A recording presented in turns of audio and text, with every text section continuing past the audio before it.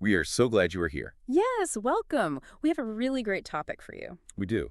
And before we jump in, I want to quickly mention something about our pacing and tone today. Right. We're doing things a little bit differently. Exactly. We are taking things nice and slow today. Very relaxed. Yes, loud, clear, and relaxed.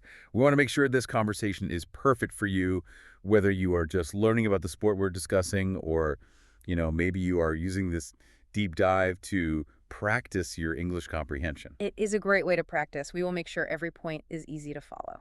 Thank you. So our mission today is to explore a short but really fascinating article about the world's most popular sport. Which is, of course, football. Right. Or soccer, as it is also known in some places. Yeah, depending on where you are in the world. Exactly. And, usually when we think about a global phenomenon, we expect it to be super complicated. Oh, absolutely. Like the internet or, I don't know, international shipping. Yeah, you assume there are thousands of rules and massive infrastructure. Yeah. But football is, well, it's different. Okay, let's unpack this. Let's do it. The amazing scale of the sport is just staggering. I mean, millions of people play and watch it every single day. Every single day. It is incredible. It really is. And yet the foundation of the game is so basic. It is a beautiful simplicity, really. I can slowly outline the basics for you. Please do. It only requires one ball. Just one ball. Yep. 2 goals, which, can really just be 2 jackets thrown on the grass. Right. Anything can be a goal. Exactly. And 2 teams with exactly 11 players on each side. That is it.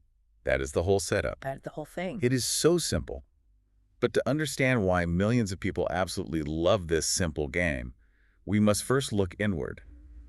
Look at the players themselves. Right. We need to look at what happens to a single player's body and mind when they step onto the field. Yes, the physical fitness aspect is huge. It is. The article slowly breaks down the bodily benefits, and they are really impressive. Oh, definitely. For example, running across the field improves cardiovascular health, which means it is really good for the heart.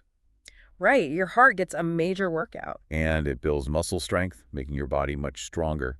Plus, it boosts stamina. Stamina, yeah. And for anyone learning the word, stamina is basically your ability to keep going without getting tired. Which you really need because you are running constantly for a long time. You really are.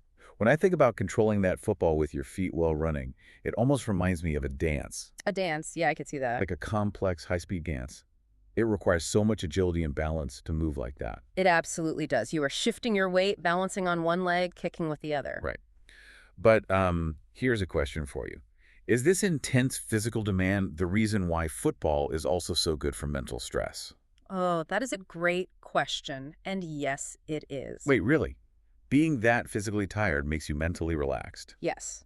It all comes down to science, specifically chemistry in the brain. Okay, tell me more about that. Well, exercise releases what we call happy hormones. Happy hormones. I love that term. It is very accurate. What's fascinating here is how physical tiredness actually helps players reduce stress. So pushing your body hard actually calms your mind down. Exactly. It burns off the stress chemicals, Yeah. and eventually you actually feel more energetic. Oh, wow. So you finish a long, tiring game, and you actually have more energy for your day. That is right.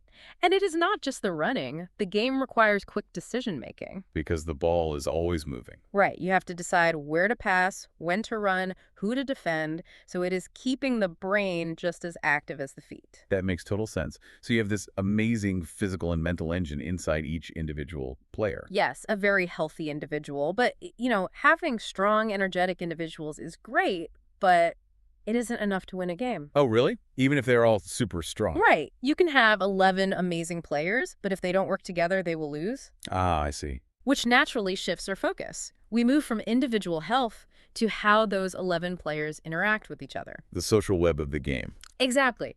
Football is built entirely on teamwork. That is the core mechanic. So they have to work together constantly. Yes.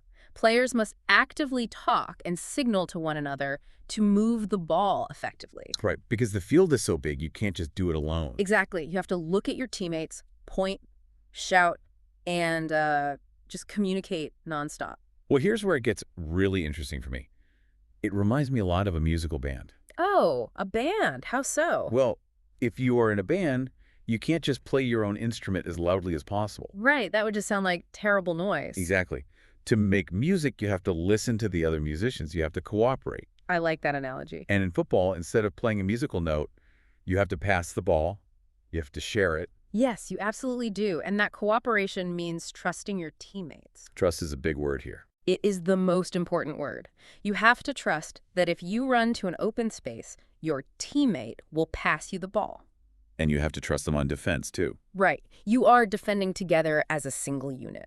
If one person makes a mistake, the whole team suffers. So you really have to rely on each other, which, brings me to a great point for you, our listener. Yes. Joining a local club or just playing friendly matches in the park is a fantastic, proven way to make new friends. It really is. You are communicating, you are trusting each other, you are working toward a shared goal. Exactly.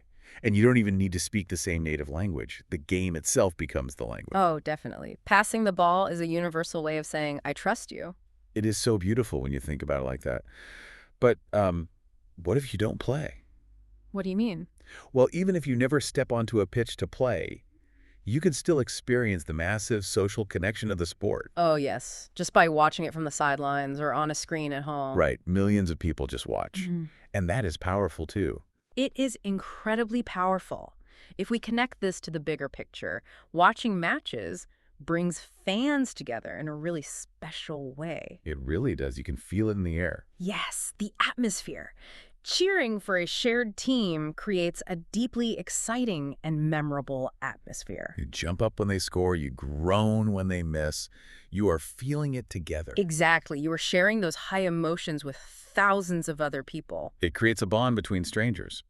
But let me ask you this. Sure, go ahead. So what does this all mean for how people treat each other during a game? Because sports can be very competitive, right? Yes, people care a lot about winning. Right. So how do we stop people from just getting angry and fighting? That is where a very important concept comes in, the concept of fair play. Fair play. Okay, tell us about that. Fair play means that the joy of watching or playing isn't just about winning. It is not. No, football actually teaches people how to respect their opponents. Respect. That is key. Yes, you have to respect the other team.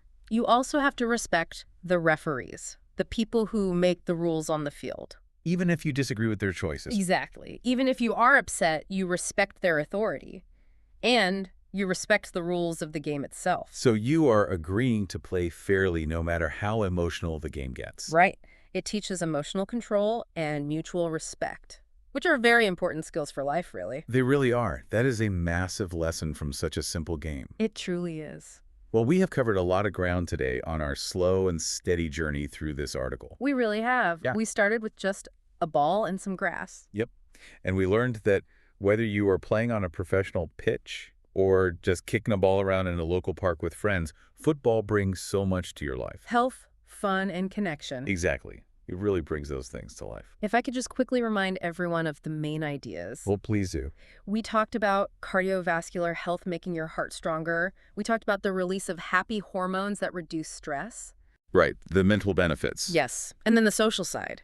Trusting your teammates, communicating, and sharing that wonderful atmosphere of respect. The fair play aspect. Exactly. It is amazing how much good can come from this sport.